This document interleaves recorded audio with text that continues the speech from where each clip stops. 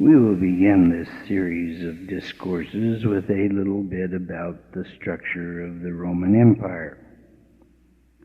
I offer my apologies in advance to the historians among you, but then this is not intended to be a history lesson. It is for the limited purpose of establishing a setting for this epistle. If you take it in that limited context, I think it will be useful. A Roman leader was not a king or a dictator in the traditional historical sense. He was the first citizen prince who was the chief member of the Senate. This state of affairs, which came to firmness in the days of the first Augustus, was derived and rendered out from earlier tribal customs, trial and error experiences, and an evolution of the thinking that went into making Rome what it eventually became in the classic historic sense. Some leaders maintained the name Augustus, while others were simply known as magistrates or imperators, which means emperors or commanders-in-chief. Imperators had full control over the military, and it was really there that the power of the Roman leader vested. Realizing this fully, Julius Caesar changed the title of imperator or commander-in-chief from temporary to permanent. In this way, he let it be known to all that the emperor, who had no dictatorial or kingly powers under the Senate, had unchangeable military control over the state. Caesar was the family name of an imperator. Augustus was the sacred name of majesty, or in other words, the title that made him a god. But the Romans steadfastly refused to give the imperator the title of a political or legal despot. But inevitably, servility increased under this system as the time passed, so that Caligula accepted, probably sought, the title of Lord, a title which the offended first Augustus refused, and Nero refused also. In spite of continued elections in the Senate, the empire became hereditary and passed by adoption. Each new imperator found it necessary to bribe the army to get its loyalty, which had been given unto death to his predecessor, by huge donations. And the bribery that was necessary to assure the patronage of the Senate and the army was so elaborate that the cost of it worked a hardship on most of the provinces. Roman emperors knew wherein the power of the empire consisted. They could do as they pleased with either peasant or nobility at their own whim and to the delight of the bloodthirsty crowd, so long as the mob that stood before the face of the emperor or the army was not bothered. Now, to delve into those ranks could be the downfall of the most powerful of Roman emperors. The Roman military was notorious for violence, false accusations that could and would mean the death of the highest man in society, and an insatiable greed. In a certain sense, the military ruled supreme, even over the emperor, as Pertinax found out in AD 193 in his unsuccessful efforts to resist the injustices of the military and to bring them under control. But the mob in Rome, too, had great power. Now, it's from this group that the term mob rule originated. Now, no doubt the military could have subdued and dispersed them, but they would not, nor did the emperors want them to. The mob was an intrinsic concept to the Roman theory of government. The people must be listened to. And because of this philosophy, they were listened to. If they turned against an emperor, his days were numbered. It was this governmental philosophy that obliged Pilate to bow to the wishes of the people in the crucifixion of Jesus the Christ. We should say a word about the geographical scope of the Roman Empire. In its heyday, the Roman Empire stretched from the Atlantic on the west to the Euphrates on the east, and from the African desert, the Nile cataracts, and the Arabian desert on the south, to the British Channel, the Rhine, and the Danube and the Black Sea on the north. Later on, Claudius Caesar added Britain and Trajan Dacia to the empire. Germany and Parthia were the only truly independent powers in the world in the days of the Roman Empire. Thus the saying that Rome ruled the entire civilized world was not quite true. Now the police force, too, is important to take note of. It's estimated by Gibbon and others that the empire of Claudius was about 120 million people. To control this world empire took 25 legions and a Praetorian guard of 10,000. Now, these had cohorts in the capital that were about like the KGB and its network of informers. In all, there were about 170,000 men involved, and the various auxiliaries to this host were about the same size. Thus it took a force of around 350,000 to control the Roman Empire in the days of Claudius. A point of interest is Rome's philosophy of governing captured territories. Unlike all world conquerors that had gone before them, the Romans made no effort to culturize conquered territories. Only the homeland in and around Rome had Roman customs. It was Rome's philosophy to let national entities remain as they were, appoint a local politician such as a Herod to rule, let them keep their cultural identity, and let them function pretty much as they always had. In this way, Rome reasoned, they would be easier to control and they would be much more productive. Rome's interest in these provinces and provincial cities was singular: tribute or taxes. Rome wanted money from the rest of the world and nothing else. Only in the homeland did they want Roman culture. Therefore, their method of governing provincial cities varied greatly. Rome simply had no international politic, such as the Babylonians or the Greeks or the communists of more recent times. Now, the free cities, such as Antioch, Athens, Ephesus, and Thessalonica, were governed by their own magistrates, and they housed no garrisons of Roman soldiers. In Thessalonica, there were rulers of the city and the people, or the demos. At Ephesus, there was the town clerk and the assembly, which had some voice in governing, though the exact form is not clear, or at least not to me. In Philippi, there were colonies, which were microcosms of Roman citizens who kept to themselves, did not try to interfere in government, and were sort of like a little Rome in the midst of the native culture.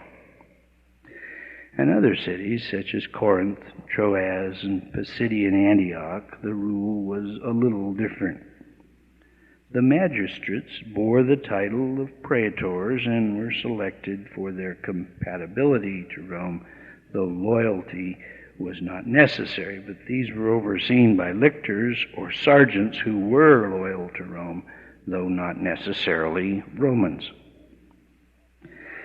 Now, the matter of taxes and the provinces is quite important in understanding the empire.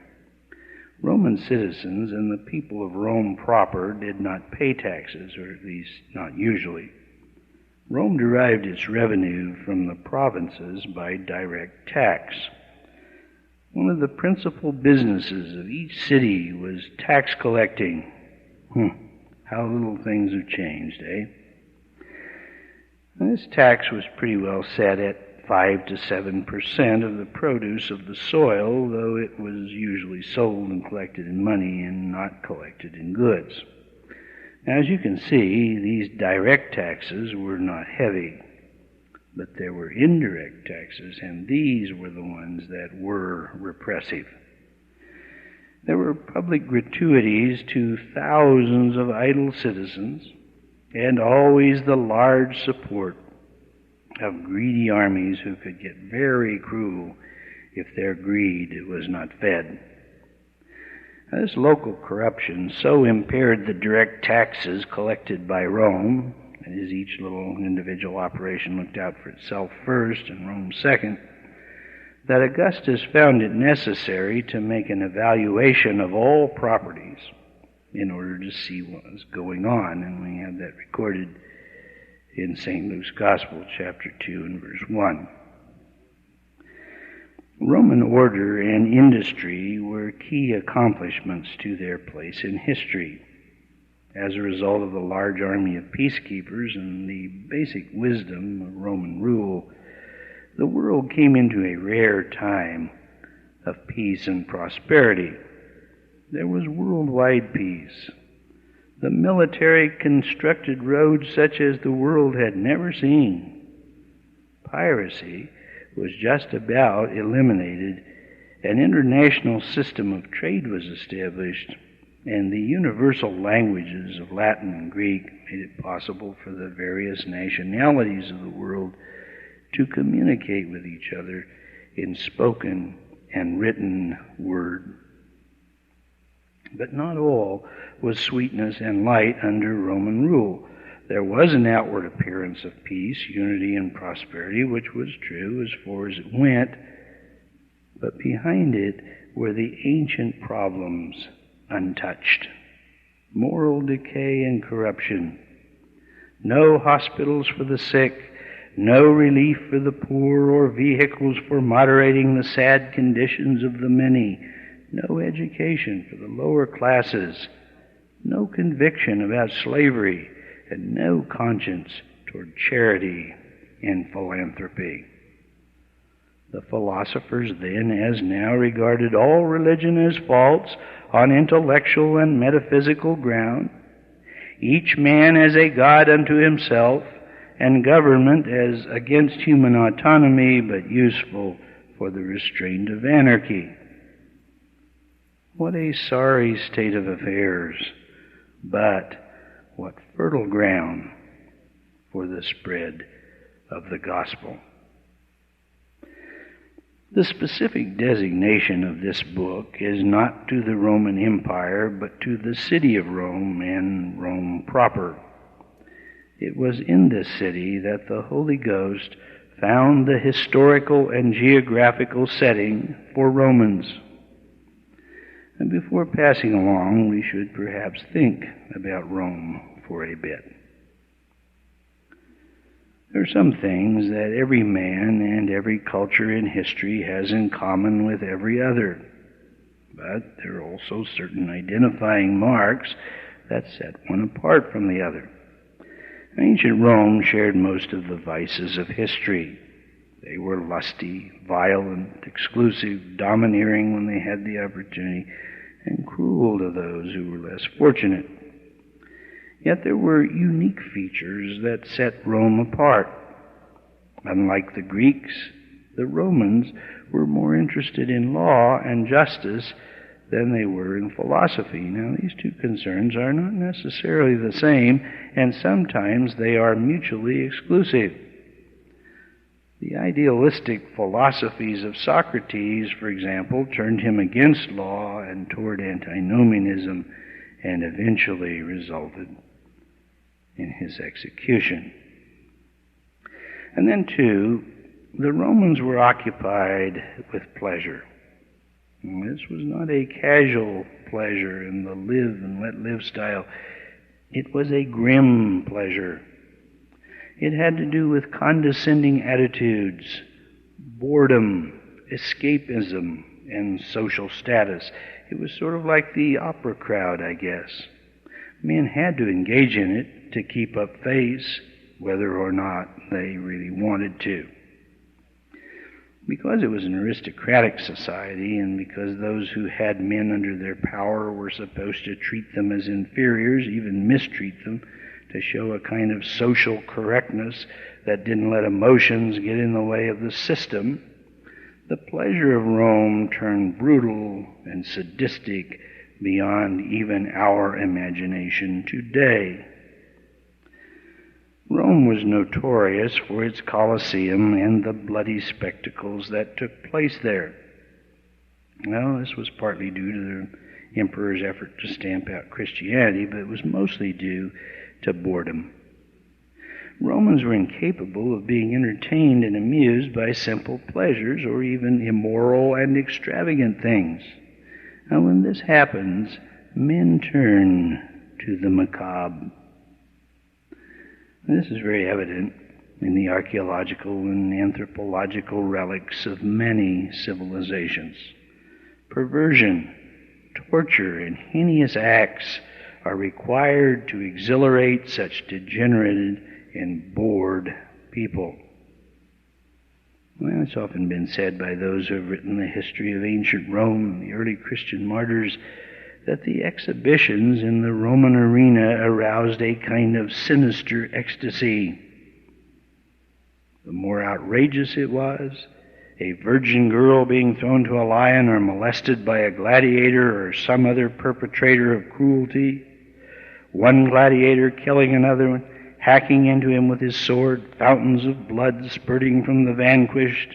If it was some beast tearing to pieces some person, the more excitement it aroused in the spectators. Now, this was a state of excitement that had definite sexual connotations. The things that took place in the grandstands while these activities were going on were outrageous and unspeakable. Women and children, stripped of their clothes to varying degrees, were fondled shamelessly, and conjugal lovemaking and acts of sodomy and other kinds of perversion were not at all uncommon. It is strange, then, that the Roman leaders and rulers thought of themselves as the defenders, indeed pioneers, of law and justice. And what is even stranger is that this was true in the historic perspective.